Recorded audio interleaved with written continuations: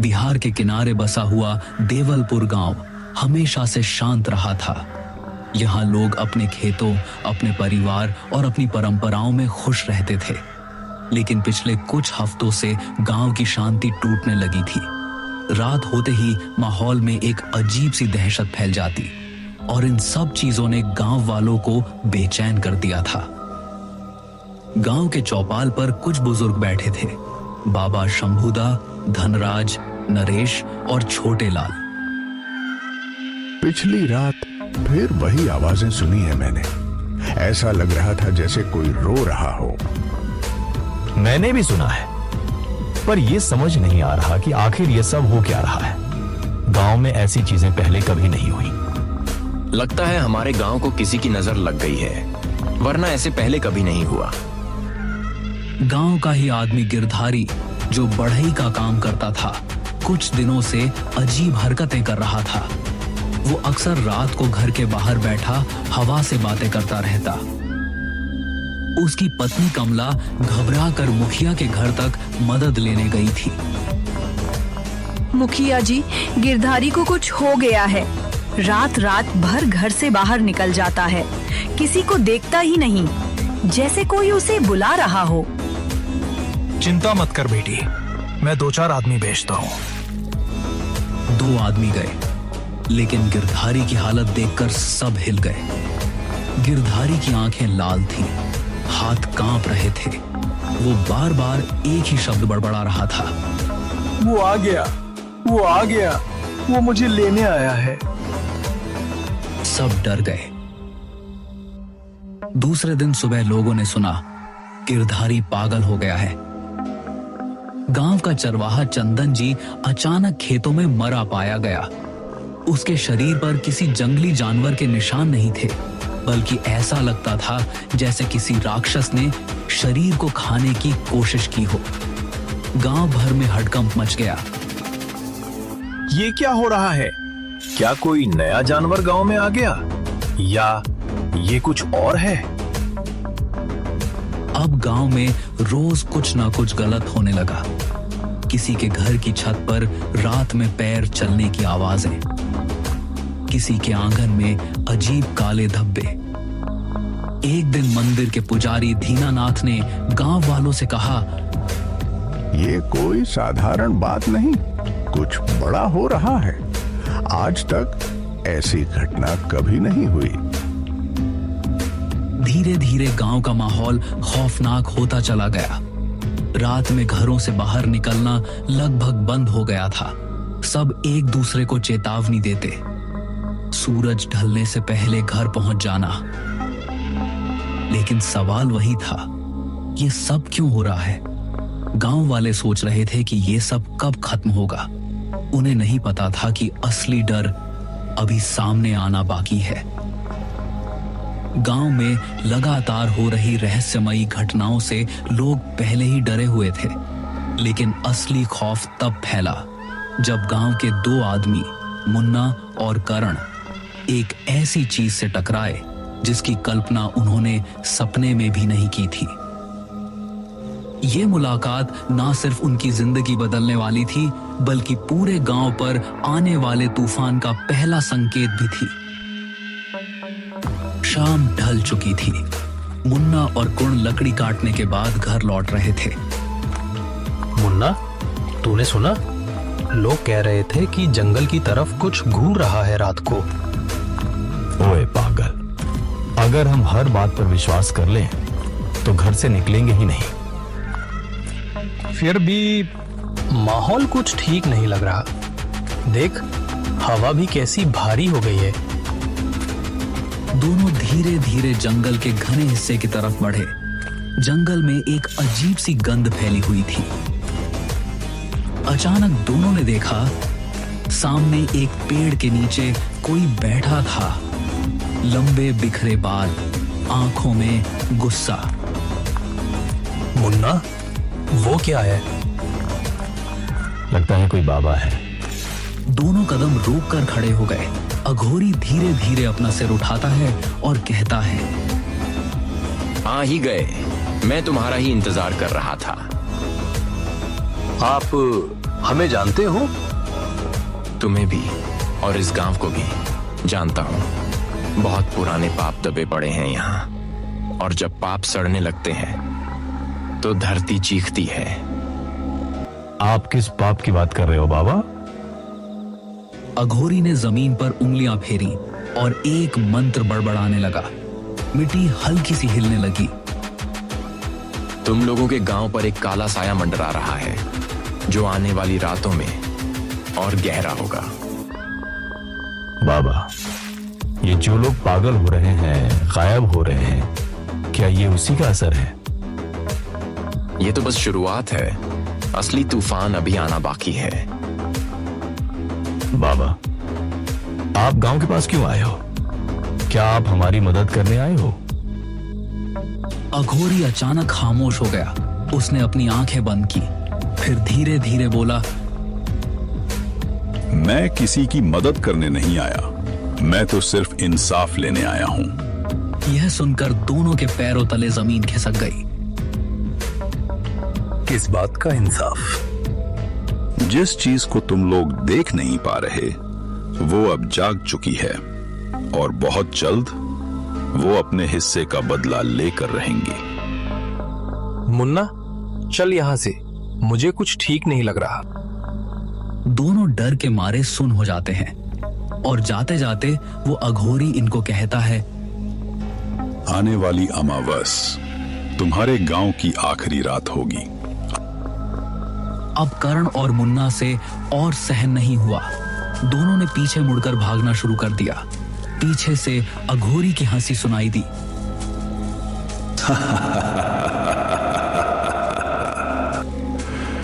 भाग जा, पर याद रखना, उस रात कोई भी नहीं बचेगा। दोनों हांफते हुए गांव पहुंचे। उनकी हालत देखकर लोग इकट्ठा हो गए। क्या हुआ? क्यों भाग रहे थे? लेकिन मुन्ना और करण कुछ बोल ही नहीं पा रहे थे। उनके चेहरे पीले पड़ चुके थे। आंखों में वही डर था जो पूरे गांव में फैलने वाला था। मुन्ना और करण की जंगल में उस अघोरी से हुई मुलाकात ने पूरे गांव में बेचैनी फैला दी थी। लोग भले ही उनके शब्दों पर पूरी तरह यकीन ना कर रहे हों, लेकिन उनके चेहरों पर डर ने सबको समझा दिया था कि कुछ ना कुछ बहुत बड़ा होने वाला है। अगली सुबह विमल, जो गांव में अपने मेहनत और ईमानदारी के लिए जाना जाता था, अपने खेत की तरफ जा रहा था। खेत गांव से थोड़ा दूर जंगल की कगार पर पड़ता था। हवा में हल्की धुंध फैली हुई थी।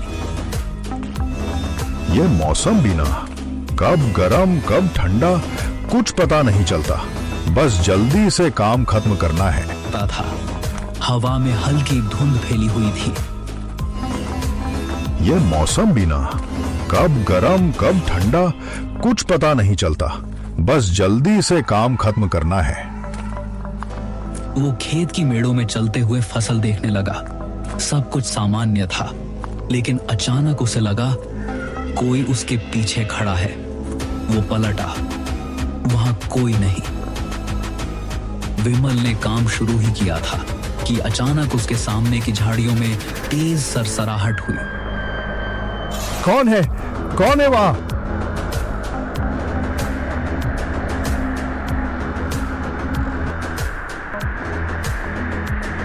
लेकिन खेत दूर था।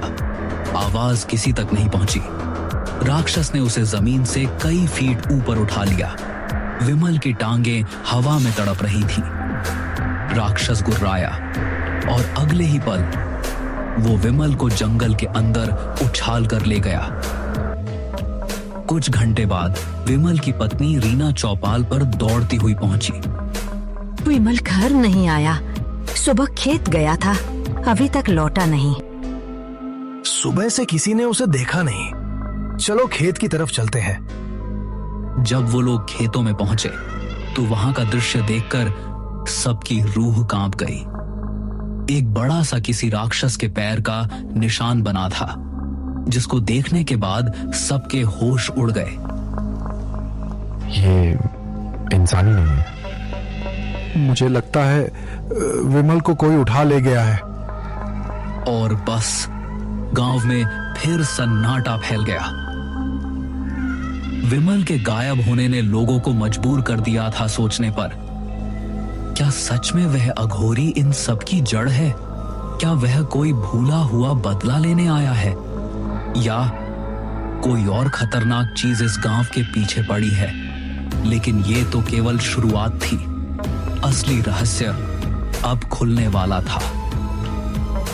विमल के गायब होने से पूरे गांव की रूह को हिला दिया था। अब बात सिर्फ डर की नहीं थी, यह एक खुला खौफ था जिसने हर घर को जकड़ लिया था। हर कोई सोच रहा था कि अगला कौन। इसी बेचैनी के बीच गांव वालों का गुस्सा भी उबलने लगा था। उन्हें किसी को दोष देना था और उनकी नजर में दोषी सिर्फ एक था, जंगल में बैठा अघोरी। शाम होते ही चौपाल पर भीड़ इकट्ठा होने लगी। मुखिया रघुवीर, बाबा शंभुदा, धनराज, नरेश, मुन्ना, करण सभी मौजूद थे। अब बहुत हो गया। जब से वो अघोरी आया है तब से गांव में एक भी दिन चैन का नहीं गया। सही कह रहे हो, वो आदमी कुछ काला काम कर रहा है जंगल में, वही इस सब का कारण है। मतलब वो जानता है ये सब कौन कर रहा है? हम सब आज रात जंगल में उस अघोरी के पास जाएंगे, सीधे पूछेंगे उससे हमारे गांव में ये सब क्यों हो रहा है। रात में जंगल जाना ये ठीक नहीं है। हमारे आदमी गायब हो रहे हैं, मर रहे हैं। अब चुप रहेंगे तो गांव खत्म हो जाएगा। जो डरता है वो घर पर रहे, जो खड़ा होना चाहता है वो मेरे साथ चले। रात गहरी हो चुकी थी। अंधेरी रात की रोशनी गांव वालों के चेहरे और भी भयभीत दिख रही थी। जंगल में कदम रखते ही माहौल भारी हो गया, मानो किसी अदृश्य चीज ने उन्हें देखना शुरू कर दिया हो। वो लोग एक जगह रुक गए। वहां अघोरी शांत बैठा था, जैसे उन्हें पहले से पता था कि वे आने वाले हैं। ओ अघोरी, उठ। हमारे गांव में ये सब क्या हो रहा है? क्यों लोग गायब हो रही हैं? क्यों मौतें हो रही हैं? क्योंकि तुम्हारा गांव अपने पुराने पापों की सजा भुगत रहा है। कौन सा पाप? क्या बकवास है ये? बकवास? तो सुनो, आज से 15 साल पहले का सच। 15 साल पहले मेरी एक बेटी थी, ललिता। मेरे जीवन की एकमात्र खुशी। उसे प्यार हो गया था तुम्हारे मुखिया के बेटे से, लेकिन मैं नीची जाति का था। तुम सबने क्या किया था याद है? तुमने मेरी बेटी को गांव के बीचों बीच लाठियों से पीट पीट कर मार डाला, फिर उसे पेट्रोल डालकर जला दिया। ये झूठ है। झूठ नहीं, मेरी आंखों के सामने मेरी बेटी जलती रही और तुम सब तमाशा देखते रहे। गांव वाले सन्न रह गए। किसी के मुंह से आवाज तक नहीं निकली। मैं अपनी बेटी की राख लेकर 15 साल हिमालय में साधना करता रहा। मैंने प्रण लिया था कि अमावस की रात मैं इस गांव का अंत कर दूंगा। क्या मतलब? मतलब ये कि अगली अमावस तुम सबकी आखिरी रात होगी।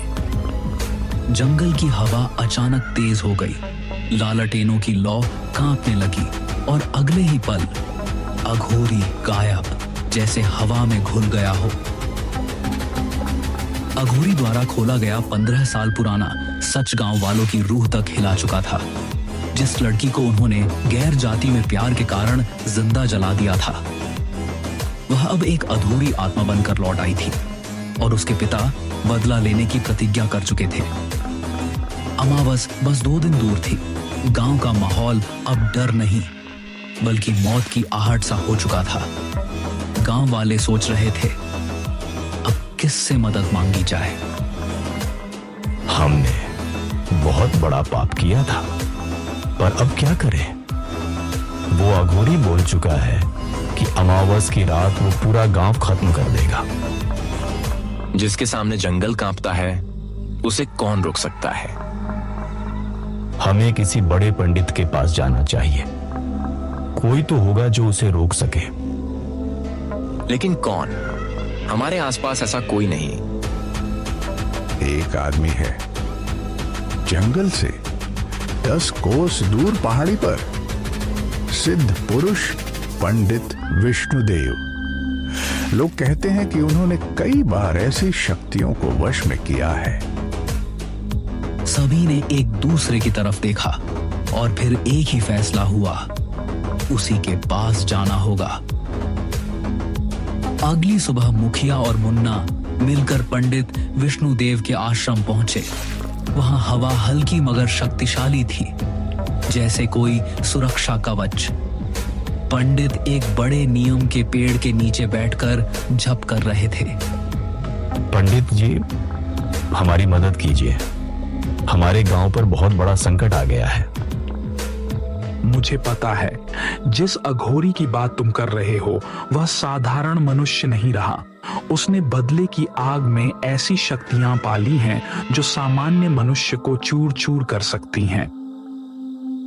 तो क्या आप उसे रोक सकेंगे? रोक सकता हूं, पर पहले तुम सच बताओ, उसकी बेटी के साथ क्या हुआ था? मुखिया ने सिर झुका लिया और पहली बार गांव का पाप स्वीकार किया। ये कहानी सुनकर पंडित की आंखों में क्रोध आ गया। तुम सबने बहुत भारी पाप किया है। महिलाओं पर, मासूमों पर अत्याचार, उसकी कीमत तो चुकानी पड़ेगी। लेकिन फिर भी मासूम और निर्दोष लोग बचने चाहिए। मैं तुम्हारी मदद करूंगा। अमावस की शाम आ गई थी। पंडित विष्णुदेव ने गांव के बीचों बीच एक विशाल यज्ञ मंडल बनवाया। पूरे गांव के लोग कांपते हुए आसपास खड़े थे। जब तक यह यज्ञ चलता रहेगा, अघोरी यहां प्रवेश नहीं कर सकेगा। पर अगर तुम में से किसी ने डरकर मंडल तोड़ दिया तो समझ लेना, अंत निश्चित है। रात गहराती गई, अग्नि तेज जलने लगी, मंत्रों की आवाज भारी होती गई। अचानक तेज गर्जना, जैसे पूरा जंगल हिल गया हो। तो तुम लोग अपनी मौत से बचने की कोशिश कर रहे हो।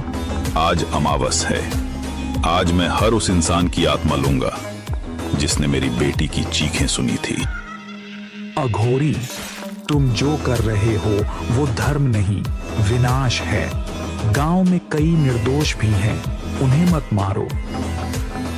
निर्दोष? जब मेरी बेटी को जला रहे थे तब कौन था निर्दोष? पंडित ने मंत्र पढ़ना शुरू किया। अघोरी जोर से चिल्लाया, जैसे जमीन फट जाएगी। अचानक हवा तूफान बनकर उठी। अग्निकुंड की लपटें ऊपर उठी। अघोरी की शक्ति और पंडित के मंत्र टकरा रहे थे। कड़ी लड़ाई के बाद पंडित ने आखिरी मंत्र पढ़ा। अघोरी पीछे की ओर धकेला गया।